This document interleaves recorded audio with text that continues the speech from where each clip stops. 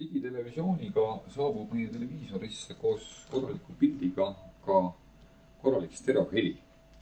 Aga nii nagu telekad oma ehituselt juba on, siis televiisori heli ei asenda ikkagi meil korralike suurte kõlarite heli või kodukino heli, mis meil on kodus mingisugune helisüsteem üles ehitatud.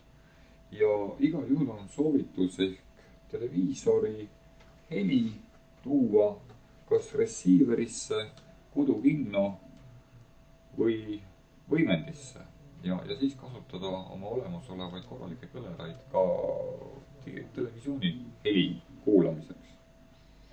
Et selles mõttes on enamus televiisoritel siin tagapaneelil või ka ääres ära toodud punane ja valge pesa, mille kaudu saab siis stereoheli kenasti televiisorist välja tuua. Ja leiame kodukino või receiveri tagant televiisori pesa ja ühendame nad ära. Selle sama ühe kaabliga on meil nüüd ilusasti korralik stereoheli toodud televiisorist receiverisse.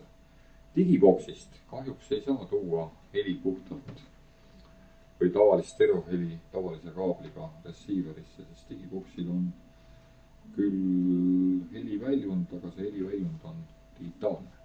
Et sel juhul peab olema receiveril või kodukinol ka digitaalne sisend. Juhul, kui televiisoril ei ole